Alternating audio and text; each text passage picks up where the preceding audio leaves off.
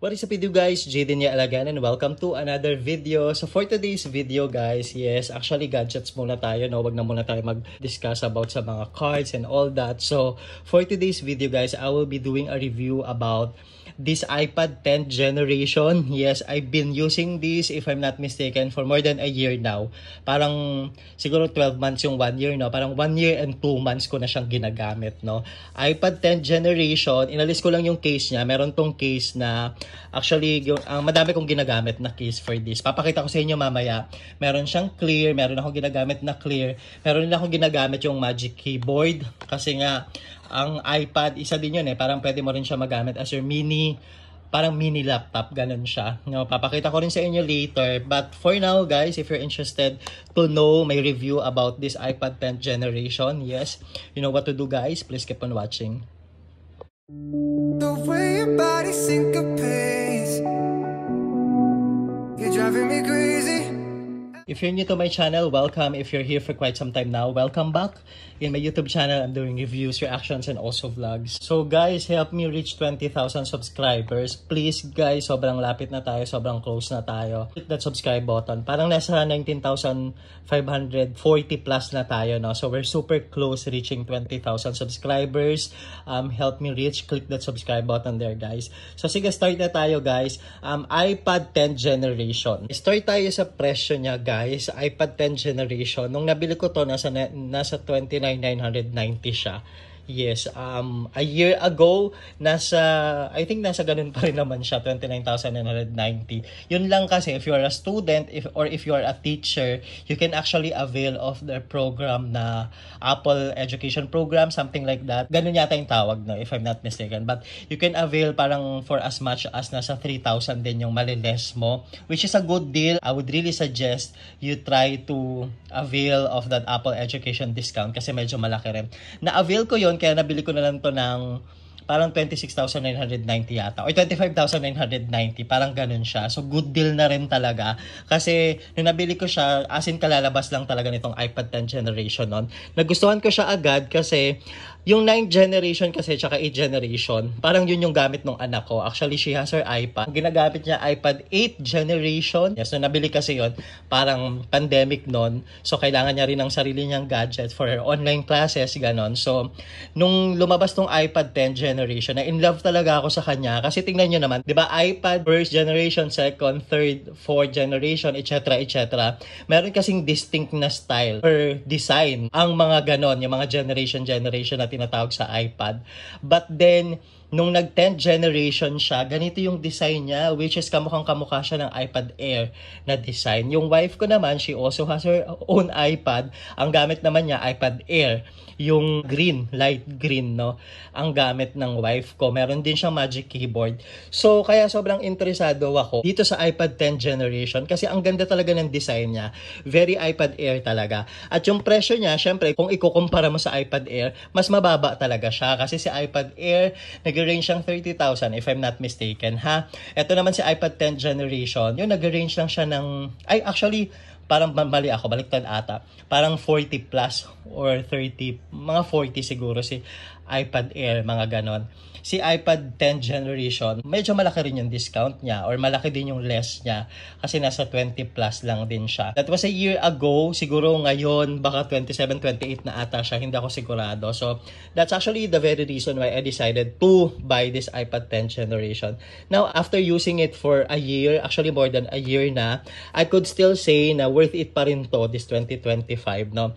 Worth it siya because una, makikita nyo naman in terms of design tsaka build quality, ang ganda talaga niya, ang aesthetic niya. I was able to get the silver. Yun lang pala guys, the thing with iPad 10th generation, sobrang loud ng mga color options niya.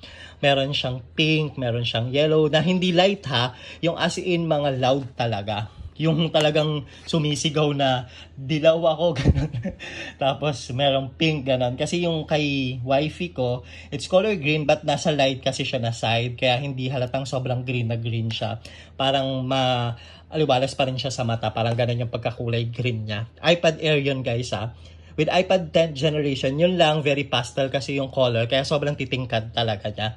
That's the reason why I really had to choose the silver color kasi ito na yung pinaka, para sa akin, hindi sobrang sumisigaw yung kulay niya. Actually, at that time, parang pahirapan pa nga makakuha nitong color natin. I had to wait pa para makuha ko yung space, yung color na to, no? Yung gray. So, it's still a yes for me. It's still very worth it for me kasi ang ganda niya, ang sarap niyang gamitin as usual. Ang mga iPad naman ng Apple, 'di ba? Parang mama-maximize mo rin talaga siya, ganon. Pero dahil meron akong MacBook, itong MacBook ko guys, MacBook Air to na M1, kaya hindi rin siya ganong kaluma. Medyo bago rin yan. Yun lang, medyo mahirap pag meron ka ng MacBook Air. Meron din akong iPhone, so parang minsan ginagamit ko na lang rin talaga siya for panonood, parang entertainment, mga ganon. If I have to watch Netflix, nagagamit mo rin naman to actually sa mga Word. Papakita ko sa inyo guys ha, Magic Keyboard na gamit ko guys.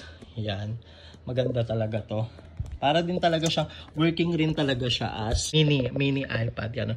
Papakita ko lang sa inyo guys yung, meron din tong mga, ay actually pwede na dito sa keyboard niya.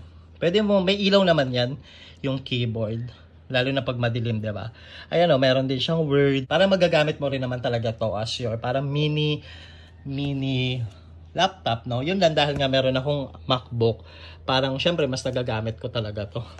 Kasi pag kailangan ko mag-work para sa work ko, 'di ba? At saka pag kailangan ko rin na mag-email and all that, mas ginagamit ko si MacBook ko kaysa kay iPad ko. So yun lang guys, siguro binili ko to parang for entertainment lang rin talaga siya. Ngayon, syempre may mga time na kailangan mo talagang mag-work sa coffee shop and all that.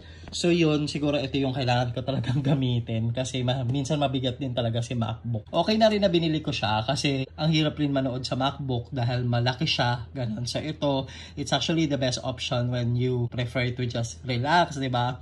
Manood lang. Kasi kailangan din naman natin sa buhay yan guys. Hindi mahirap rin yung puro trabaho lang and all that. So, ito yung parang pinaka nagamit niya para sa akin ha. It's still worth it for me kasi sobrang ganda ng quality niya, nung itsura niya, parang hindi talaga nalalayo sa mga makabagong iPad, no? Other than that, syempre sa software naman and all, dahil bago lang naman to, mai-install mo naman yung mga bagong software dito and all that, no? Medyo nakakalito lang, napansin ko yung mga bagong software, medyo nakakainis siya, ganon. Pero eventually, when you get used to it, okay naman na rin siya. Ang napansin ko lang talaga sa kanya, yung battery nito, hindi siya ganon katagal malubat. Parang pag nanonood ako, mabilis na siya malubat. Hindi ko alam dahil yun ata yung na-compromise. Pero hindi naman sobrang bilis to the point na parang pagkapanood mo, mamamatay agad siya. Hindi naman, mga makakailang oras ka rin na makakapanood bago naman siya mamatay, you know. Matagal ka makakapanood. Yun lang kasi, di ba, yung ibang mas matagal yata malubat yung ibang iPad or tablet, napansin ko sa akin ha. 64GB lang to, okay naman na din kasi since iPad nga lang naman to, hindi mo naman kailangan sobrang, di ba, install na napakaraming application. Yung iba nga dito gusto ko nang alisin eh, kagaya nitong Word, PowerPoint, yung mga ganyan, Excel, kasi may MacBook nga ako ginagamit ko naman. So kung mapapansin nyo, para mga socials lang talaga yung usual na naka-install dito sa iPad ko. And if you own an iPad, I would really suggest you buy a Magic Keyboard kasi mas ma-maximize rin talaga siya. I also have several cases for my iPad. Merong clear case, meron yung typical na mga gray na case niya, ganon. So yun guys, I'm enjoying it. Sobrang okay din to, no? Itong iPad, part of the ecosystem. Kasi pag kailangan mo mag-share, andali na lang, no? From your MacBook or from your iPhone, andali na lang mag-share sa iPad mo. Yun ang kagandahan. If you're using an iOS, the ecosystem is giving, no? Yun na nga, if you're someone like me na meron ng MacBook, hindi ko sobrang masasuggest din ng iPad, no? Kaya lang kasi ako, mahilig talaga ako manood. I find relaxation, naka-find ako ng rest talaga. When I watch, no, na-entertain talaga ako. So, it's also a good investment for me as a cinephile, yung mga ganitong klase. Kasi mahirap nga manood sa MacBook. Sa iPhone naman, sobrang liit. Tsaka pag ginagamit mo kasi madalas yung iPhone mo sa panonood, ang bilis din masira ng battery, di ba? So, good investment din siya for that. It's also an alternative for MacBook sa mga situation na kailangan mong maliit lang yung dala, di ba? So, good alternative din to, no? Pero hindi ko siya super duper masasuggest, no? Pag meron ka ng MacBook. But overall, sobrang na-enjoy ko tong iPad 10th generation. I'm so happy that I bought it. I've been using it for more than a year so far.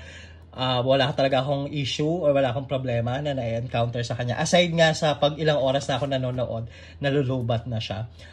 Okay lang naman yun kasi may charger naman, di ba? Pero napansin ko lang, mas mabilis malubat tong 10th generation as compared to iPad Air. Pero yung gamit ng anak ko, yung 8th generation, mabilis na di malubat yun eh. Kasi gamit na rin naman din yun, matagal na din.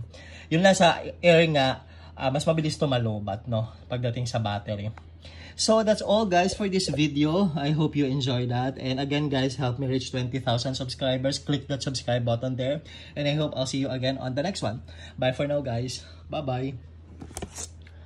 Bye-bye guys. The way your body syncopates, you're driving me crazy.